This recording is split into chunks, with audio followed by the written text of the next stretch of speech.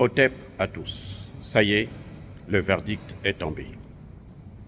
Les 46 mercenaires ivoiriens ont été condamnés par la justice malienne à 20 ans de prison. Les juges maliens ont fait montre de leur grandeur. Ils ont dit le droit. En disant le droit, ils ont prouvé deux choses. Un, ils affirment la souveraineté de l'État malien. Deux, ils affirment l'indépendance de la justice malienne. Pourquoi je le dis?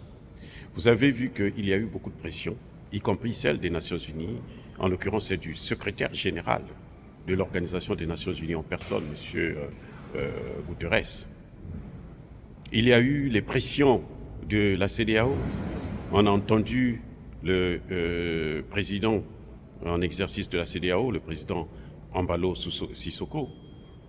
Ils ont fait des pressions. Il y a eu des pressions occidentales, des pressions de la France par l'intermédiaire de la ministre des Affaires étrangères, mais les juges n'ont pas tenu compte de ça. Les hommes politiques se sont assis, se sont rencontrés. Le ministre de la Défense ivoirienne est venu à Bamako tout récemment. Il est venu rencontrer le ministre des Affaires étrangères, le président de la République, en présence du médiateur togolais, le ministre des Affaires étrangères du Togo. Mais tout ça, c'est les affaires politiques. Ça n'a rien à voir avec la justice et la justice est prononcée. Et nous sommes fiers des magistrats maliens d'avoir affirmé leur autonomie. Maintenant, ils ont fait leur travail, ils ont dit le droit. Que les politiques fassent ce qu'ils veulent, eux, ils ont fait ce qu'il fallait qu'ils puissent faire. C'était rendre justice. Ils ont honoré non seulement le Mali, mais ils ont honoré l'Afrique tout entière.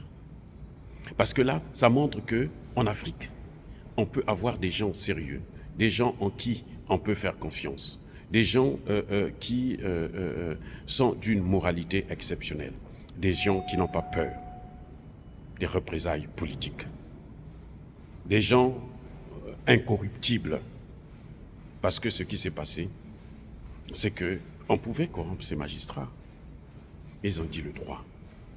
Et la décision qu'ils ont rendue est une décision juste. Puisque vous savez très bien que les mercenaires, même là, ils ont été très larges. Parce qu'ils pouvaient écoper d'une prison à vie ou d'une condamnation à mort. Mais ils ont été justes. Ils ont été humanistes en disant le droit. Et nous acclamons. Donc, ça peut se faire. C'est un message qui est lancé au Burkina Faso. C'est un message qui est lancé au Centrafrique. C'est un message qui est lancé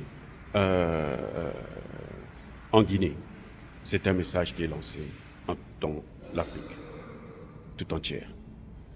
Parce qu'il y a des gens qui pensent que, puisque la France a dit, puisque les Nations Unies ont dit, alors il faut faire ce qu'ils demandent. Les Nations Unies ni la France ne sont pas des modèles de la démocratie, puisqu'on le voit eux-mêmes jusqu'au président Macron, qui est lui-même impétré.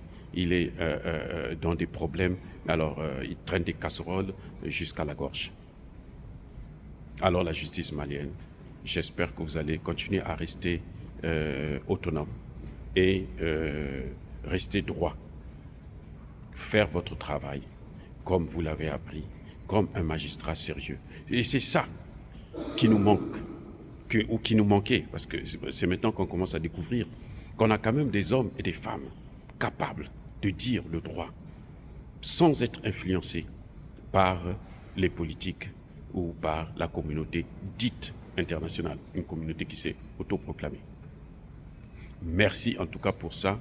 C'est vraiment un bon cadeau de fin d'année que vous donnez aux Kémites, que vous donnez à tous les panafricanistes du monde entier, parce que là, c'est un salut merveilleux.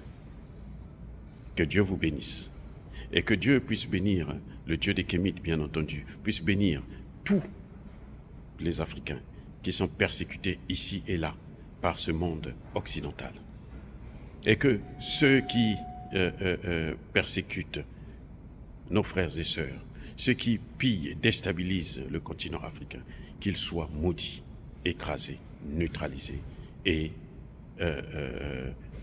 effacés par le Dieu des Kémites et par nos ancêtres angélisés. Vive l'Afrique éternelle. Je dis et j'assume.